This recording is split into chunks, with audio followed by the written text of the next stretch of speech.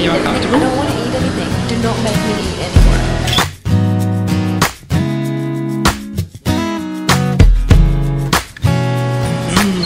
It's not even real food. Are you hungry? Oh God. I'm gonna carry you that. Alright guys, it's J-Mac, welcome to the Comfort Zone. I'm here with owner and legend and truth seeker from Path to Wellness, Mela Brasini. How you going? I'm good. Yeah, did I pronounce that right? Yeah, Melissa Ambrosini. There you go. What would you order if you were hungry? Lettuce. Just lettuce and tomato. I'm a holistic health and life coach, a writer and a speaker and a truth seeker. That kind of rhymes. Yeah. And you know, my passion is to help inspire as many people as I can to take control of their health and their life, and that all starts from within. So that's my goal. Awesome. Now, this whole healthy lifestyle, clean eating, living and breathing, what you talk about and preach, have you always been like this, or have you come from a different path? Totally not always been like this. I was a party animal, running on 4 hours sleep, McDonald's and Starbucks coffees, highly toxic friendships, drugs, alcohol. I was a party girl, but it was only a matter of time before my body carked it, and I had a pretty big, severe wake-up call. I was dealing with panic attacks, anxiety, depression, eating disorder, all of that nice, yummy stuff. And you know, I was in hospital from it all, and that was kind of like my defining moment.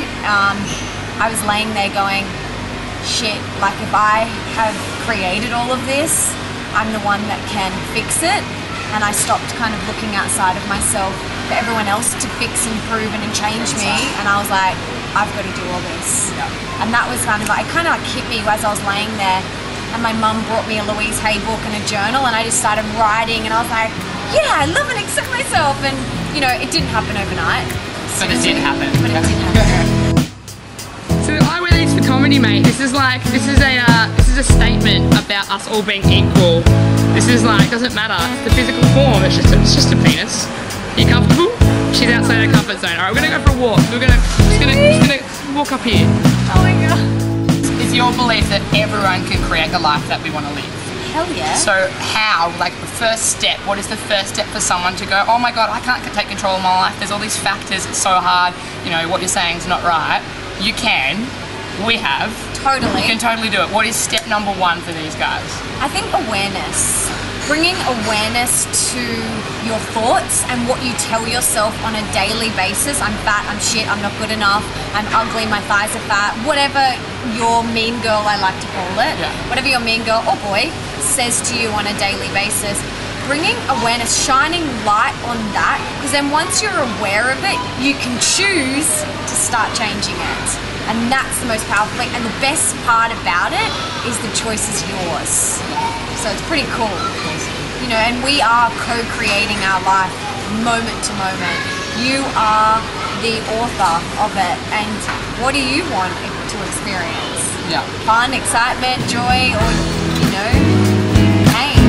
Really uncomfortable. People are looking at my balls, dude. People looking at your balls?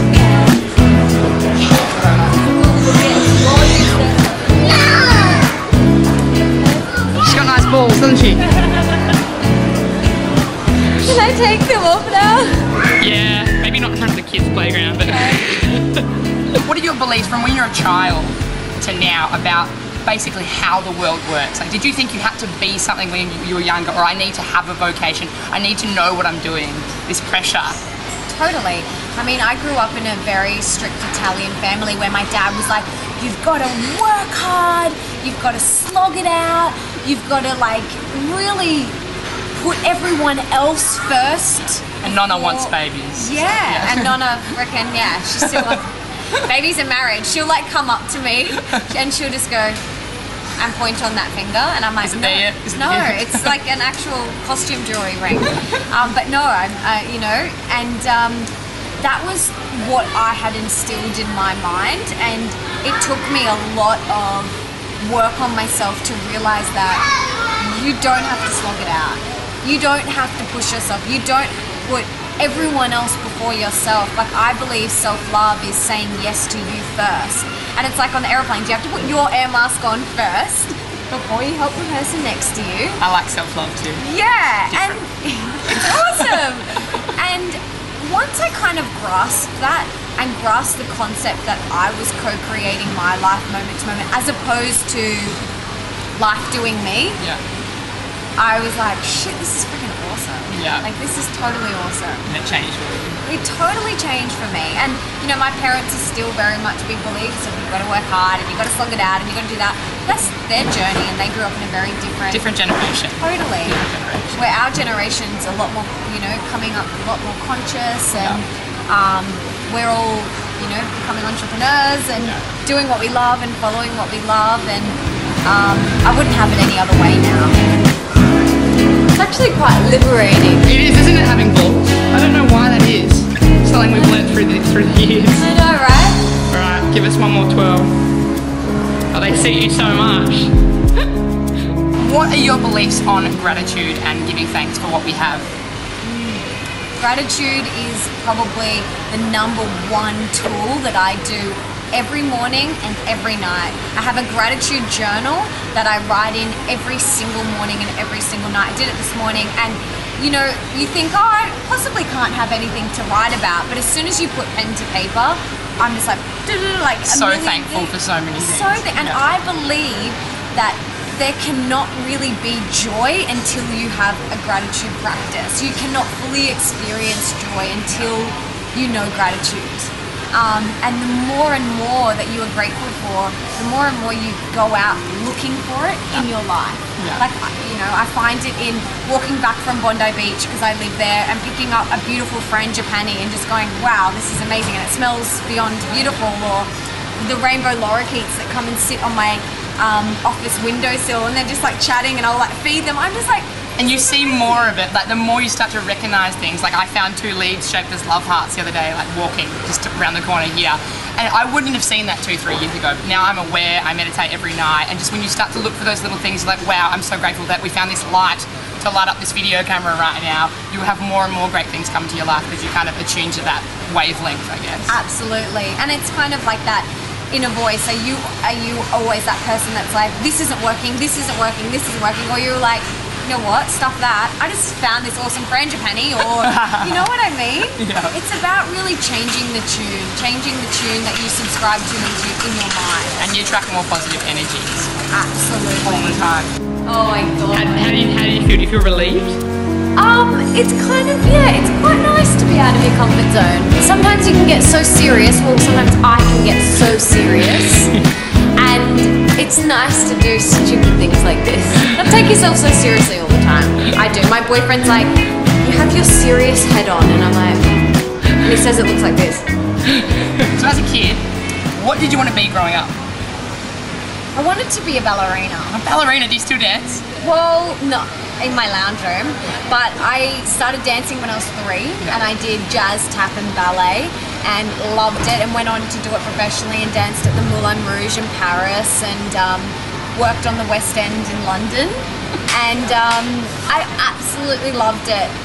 But you know, I always thought I'll just be a ballerina, and I don't know, it just kind of faded out. Did you get? I have a lot of people tell me these stories, and I have a personal one as well. I played state netball, and I was training like 6 days a week, and netball was my life. The girlfriends around there that was my life. My mum plays everything, and then I broke my ankle, and then I got thrown into the world of like media and entertainment, and that's my true path. But if I didn't break my ankle, that might not have happened. So how do you go about listening to messages from the universe, spirit, whatever you want to call it, and how do you go, oh my god, that was for me, I've got to listen now? I believe we're getting messages constantly. Like, it's like download, download, download. It's like constant message, moment to moment, and it's our job to be conscious enough and aware enough to actually listen to it. Sometimes they're confronting and you're like, I don't want to hear it, I don't want to go there, and you kind of turn a blind eye to it, and I used to do that for a very long time. I ignored so many wake-up calls. I fell down the stairs and almost broke my spine. I sprained ankles. I shattered an ankle. I got kicked in the head and almost concussed on stage at the Moulin Rouge. Like, there was trying to tell you, you've got a bigger purpose. Totally. Trying to tell you, yeah. But then the last thing was when everything happened to me and I was in hospital. I was like, okay, maybe I'm not really meant to do this. And I now believe that everything up until that moment was like a dress rehearsal for what I'm really meant to do in this lifetime. And I just feel like this is my path. This is what I came here to do. And I'm so blessed and so grateful that I have experienced all of that hardness, all of that darkness, because it's made me who I am now. Yeah, so that's my favourite saying is, the day I broke up with normal was when my magical life began. Totally. So true, isn't it cool? Yeah, you can have your penis shorts back. They're feral. They're Italian and you're Italian, so I thought it worked. Whew. Like, I can't sew. Oh yeah, I can't sew either. As much as I hate to admit this, because I kind of like to think I am good at it, singing. Oh, can you give me a bar? Bit of Celine, a bit of My Heart Will Go On. Don't you dare.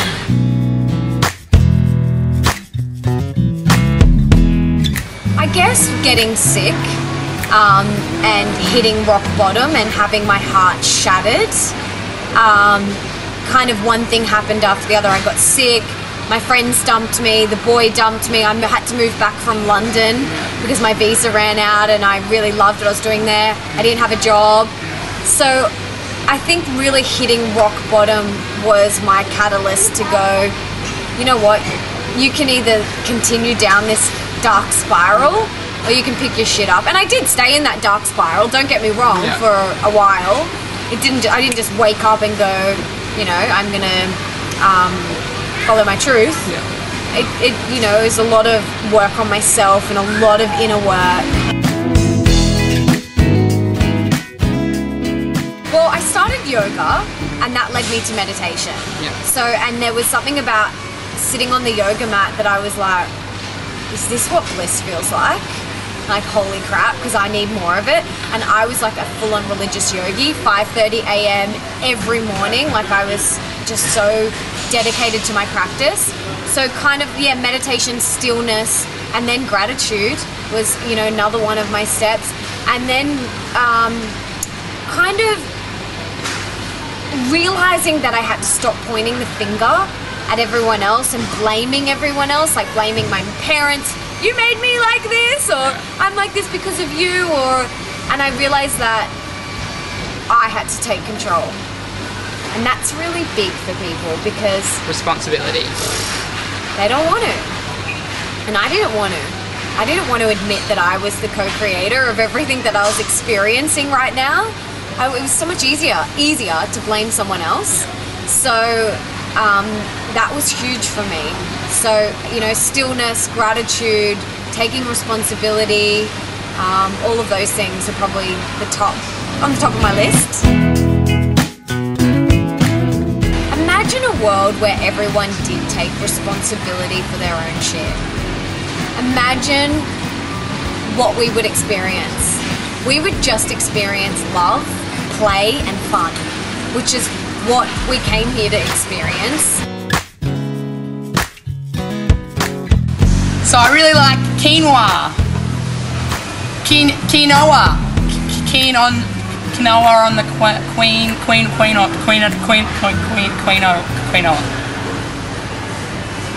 It's quinoa.